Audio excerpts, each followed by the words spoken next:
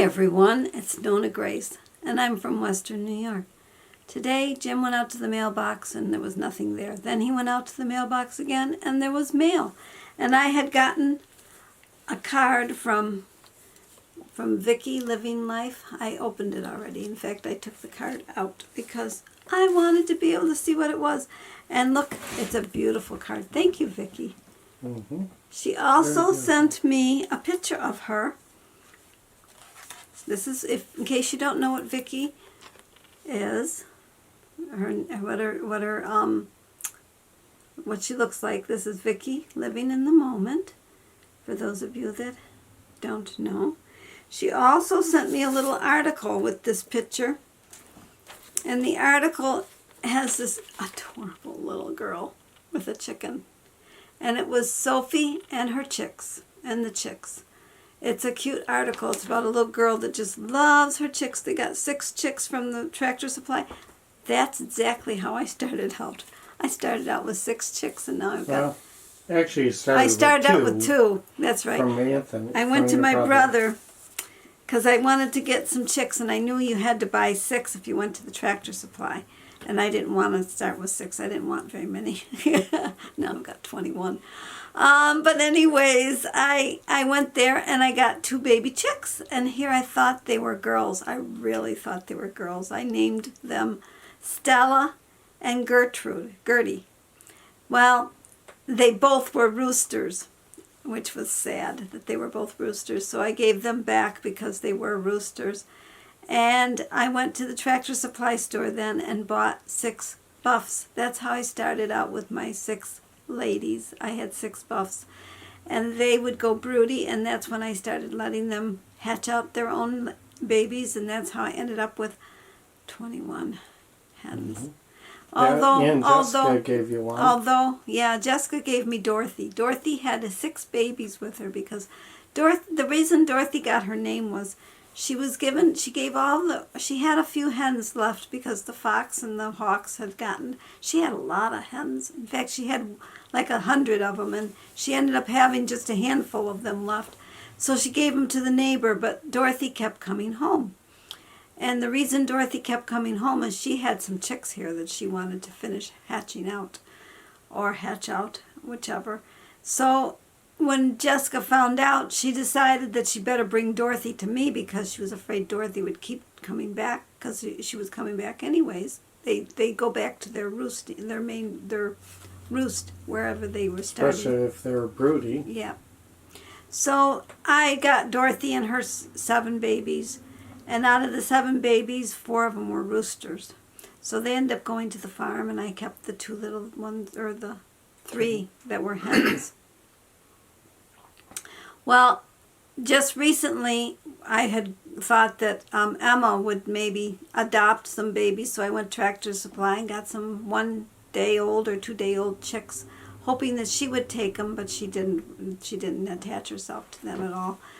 So I raised them in the house, and now I think one of those that is supposed to be a pullet, which they were all supposed to be girls, I think Honey Boo Boo is a boy.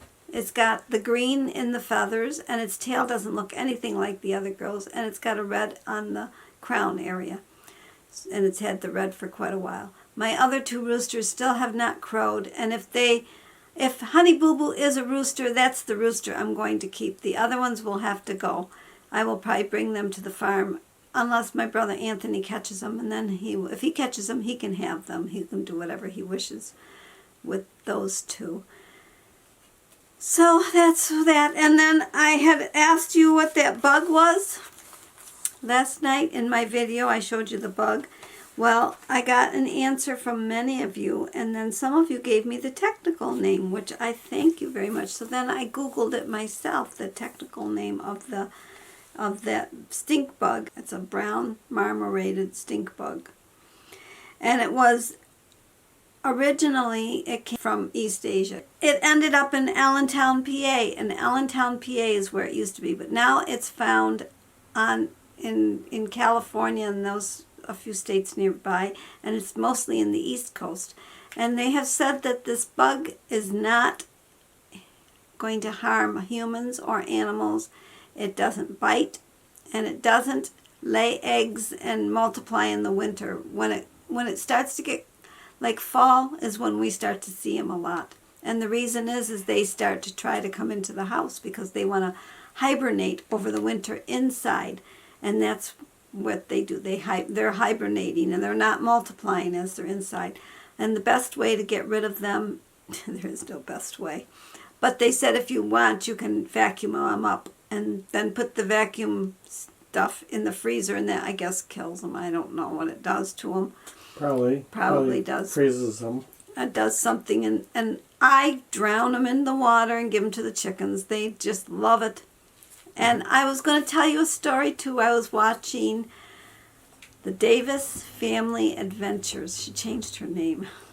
And so, but anyways, I was watching her today, and she was showing what a mess the Tommy had made on the floor while she was making, I think she was making muffins. I forgot what she was making. She was baking something. Well, it reminded me of my Jessica and Michael when they were little. I was busy doing something, and I went into the living room, and what did I find? I found that they had gotten the box of Kix, and they had sprinkled it all over the floor, and then they were marching on it and singing a song and marching in a circle, crunch, crunch, crunch, in the cereal and the carpet. And while I was cleaning that up, Jessica went into the kitchen. Well, Jessica was a real challenge, let me tell you. She was in the kitchen, and she got underneath the kitchen table, and the chairs, oh, I'm getting warm because I'm telling my story, but it's true. This is something that she did. She was something else. But she was underneath the kitchen table, and she had the jar of jam and the shaker of the cheese. We used to buy shaker cheese because Jim likes shaker cheese, and now he likes the Romano cheese. But anyways, she was down underneath the table with a butter knife and the bottle of jam, jar of jam, and the cheese. And on my chairs, I used to have a carpet because these were old chairs that were given to us from my brother, and the seats were not the best, so I covered them with a pretty carpet. And she was spreading it on there and sprinkling the cheese and singing her little song, always singing. And when I got done cleaning up and I found that she was doing that, I told her she needed to sit in the high chair for a little while. So she sat in the high chair. But when she got down, guess what she did? Oh, no. I should have learned my lesson to keep a real close eye on that girl. She started to butter the window. She had gotten in the refrigerator again. She was a real Mabel child. She's the one that got the stinky cheese out one time and so cutely dropped the paper and was going to take a bite of it. And she wanted to know, is this the stinky cheese, as she's ready to bite it? But anyway, she got butter, and I had a big window. Picture window, yeah. She had taken that butter, and she was painting on the window, like, you know how you finger paint? That's what she was doing with the butter. Well, you want to know what takes butter off of windows? Toothpaste. I tried a lot of other things, and it just was smudging it more and more and making it real cloudy looking, but toothpaste will take it off. So you just put a little toothpaste in your hand and rub around and wipe it off, and it comes off. It comes sparkly clean. So that's the video of today. I hope you enjoyed it, and I will talk to you all again tomorrow. Ta-ta!